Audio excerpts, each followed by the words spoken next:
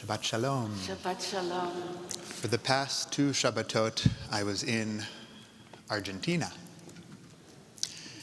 I had the good fortune of visiting Buenos Aires and also one of the 7 wonders of the world, Iguazu Falls. Words will not be able to describe what I saw, but I'll try. Essentially, there's a panoramic system of waterfalls as far as the eye can see, with the biggest volume of water you've probably ever seen, gushing and rushing and stunning you. We could see the waterfalls from 3 different vantage points. From the top, sort of at eye level, watching the water flow down. There were trails that snaked around the national park, so we could see them sort of in the middle of their beauty. And then at the bottom, we actually entered the river on a military-style raft, and the captain drove us up the river and towards the waterfalls. We looked at them, we admired them, we took pictures with our phones, and then we put everything away into a waterproof bag, and the captain drove us directly in to the waterfall. No part of me was dry. I was soaked, immersed, and it reminded me of the Jewish ritual immersion known as mikveh. Mikveh is a Jewish ritual bath that one immerses in at moments of transition, such as a conversion or a wedding. So I was in Argentina, first of all, on a trip called Honeymoon Israel. This is a trip that's designed for newlywed couples in San Francisco and in other cities around the country, with the goals of connecting them to Jewish life abroad in order to bring it home and celebrate their Judaism in this community. And on top of the itinerary and the sightseeing on a Honeymoon Israel trip, this trip is about immersing yourself in a different culture, in a different place, experiencing the highs and lows of group travel. But this was not the trip we had planned. Honeymoon Israel was supposed to take us to Israel. When we signed up, we thought we were going to Israel. But over time, over the past year and a half, it became clear that traveling to Israel for tourism wasn't something that people were going to sign up for. So we had to pivot. The organization, Honeymoon Israel, decided to bring these couples to another world center of Judaism, Argentina, which has about 180,000 Jews in Buenos Aires and other cities there. And I have to tell you, even in Argentina, far from the land of Israel, far from the land of New York, we found vibrant Jewish communities grappling with some of the same questions that are grappled with by Jews everywhere. Questions like, what does it mean to hold on to this tradition? What does it mean to stay connected to our people? And how do we respond to the ongoing strife that's playing out in the world at large? One of the most painful reminders of the strife in the world at large came with the news of the Bibas family, who were Argentinian in origin, actually. Their suffering and the news that came out became part of our shared grief. And the news that's unfolded over the past few days has compounded our sense of Jewish peoplehood. But one has to wonder, what comes next? What comes next?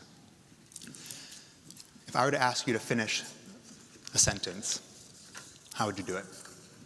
An eye for an eye.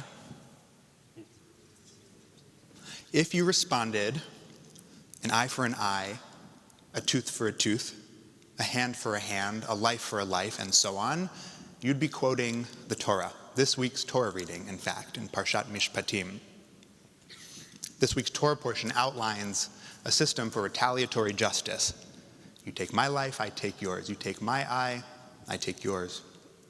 But if you finish the sentence, I think I heard this out there, if you finish the sentence, an eye for an eye leaves the whole world blind, you'd be quoting not just Gandhi, who's popularly credited with saying this, you'd actually be quoting the Talmud, our people's record and blueprint for legal and societal innovation. The law of retaliation, or lex talionis, was logical, even instinctual in the Torah. But we have to wonder, and as our rabbis wondered, what does that really achieve? If justice is merely reactionary, where does that leave us? What kind of world does that create? It leaves us all aimless, hopeless, and embedded in a terrible cycle of violence and suffering with no end in sight. An eye for an eye leaves the whole world blind. But the Talmud leaves us with a different perspective, one that might be familiar to any lawyers among us as damages or torts. Our ancient rabbis wrestled with this question, and they came to the radical conclusion to depart from what it says in the Torah, realizing that justice must be more than retribution. They made the radical decision to depart from Torah and say not an eye for an eye, but an eye for a lawsuit. Instead of simply taking this eye for an eye approach, they developed the system that we know as damages and torts. And what this system does is it takes into consideration harm that's been done in all of its dimensions and forms. They recognize that harm isn't just eyes and body parts, it's also emotional harm and financial and psychological harm, and that true justice requires an analysis and an investigation of how much those things are worth. It requires deliberation and a careful action to reverse or undo or at least address wrongdoing in a way that makes sense. This wisdom challenges us to move beyond reaction and seek ways to repair and restore the world. This is a legal manifestation of our tradition's deep awareness that suffering is inevitable, suffering is unchanging, but response to it is anything but. This is the important piece. And dare I say it, this is the sacred piece of our tradition.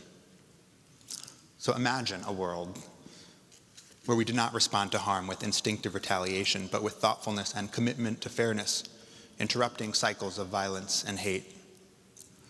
And our tradition won't hand us the answers on a silver platter.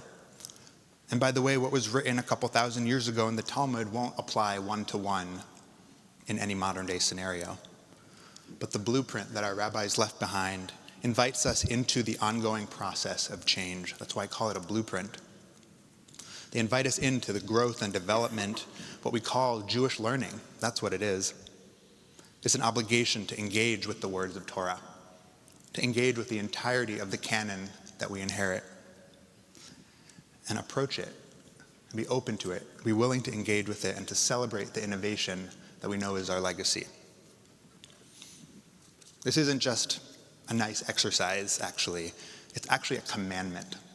We're obligated to do this. It's a mitzvah. We're liable. We're on the hook to take the tradition and make it our own. Noah and Sylvia, who will be called up to the bima tomorrow morning, know this well, that they reached the age of 13 and they're recognized as adult members of the community who are expected to, obligated to engage in this tradition. It demands that we take the tradition to a visionary place. Demands that we take the tradition and that we're inspired to grow it and change it so that we can hand it down better than we found it. This tradition isn't static. It's always going to be alive, evolving, and in need of caretakers. The image that comes to mind is a sourdough starter or a butter churn. It requires constant tending in order for it to provide the nourishment and taste that it can promise. So the call, I think, is clear. Come and learn. Show up and be counted in a minyan, in the sacred community. Be part of the ongoing conversation. This is our tradition of thoughtfulness and justice. I say all this realizing that it won't always feel comfortable or right or perfectly in place, and I guarantee you it didn't feel that way to our ancestors either.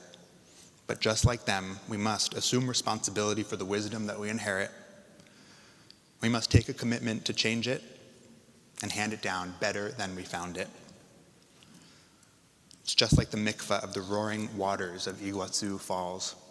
It's one thing to look at it and admire it. It's another thing to plunge head first and be completely immersed and soaked.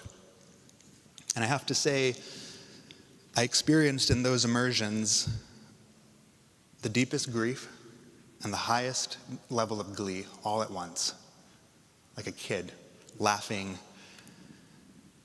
and upset by the cold, but in absolute awe and astonishment of what nature provides.